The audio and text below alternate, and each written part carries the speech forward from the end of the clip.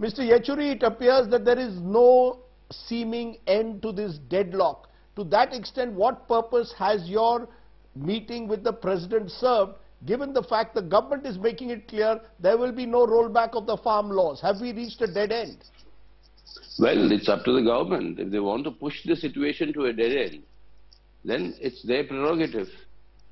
We met the President to urge upon him to use his office as the head of the government, head of the state, to tell his government, he always uses the word my government, to tell his government not to be obdurate, repeal these laws, then discuss whatever proposals you want to discuss on agri reforms. Discuss with the farmers, discuss with the opposition parties, discuss in the parliament. But you didn't do any of this. Mr. Yechury, but aren't you Mr. Yechury, aren't you and the other opposition leaders taking a maximalist position by saying repeal the farm laws first, then we will discuss? I mean, yes, why will the government agree to such a maximalist position? I mean, surely there is a middle ground. No, surely there is a middle ground. Why did you prevent a discussion in the parliament? Why did you prevent the voting in the parliament? Why did you suspend MPs who stood up to ask for their legitimate right to vote? You have destroyed all democratic processes. And now you say a middle ground you want. You pass these laws in the most undemocratic manner. We are saying, therefore, repeal them, conduct the democratic process, and then we shall consider on the basis of the discussions. No, but Mr. Yechury, the fact is the government has a majority in the Lok Sabha, and as the government is claiming now in the Rajya Sabha as well. So then what purpose will it serve to bring back these laws to Parliament, given the fact that the government is making it very clear there will be no repeal? Well, if they want to rule by the tyranny of the majority, that is no democratic rule. And if they had the majority in the Rajya Sabha, why did they prevent the voting? Why did they suspend the 8 MPs who stood up to ask for that vote?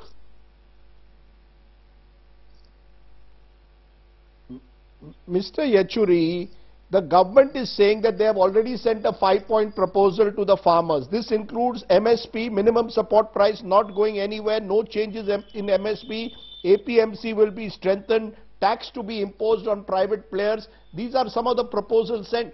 Are the farm unions simply obdurate because many of them are run by the left? Many of them owe allegiance to the left, and the left farm unions have now taken over the process. They are the ones who are digging their heels in. No, it's the other way around. None of the proposals that have been made has got any legal backing. They are assurances. The country has seen, people have seen what the assurances of the Prime Minister also mean. Did you get your 15 lakhs in your bank account, Mr. Rajdeep? So assurances don't mean anything. What has been passed are laws. You bring legal laws to back your assurances. What is the meaning of saying the subsidy for electricity will continue? What is the meaning of that when you have a law which says that it cannot and need not continue? Is there a law to say that they will continue? Is there a law to say that I have demanded, Prime Minister has not responded for the last 3 years or 4 years when I was in the Parliament, bring a law, right to sell at the MSP, make it a criminal offence for those who are buying at less than the MSP.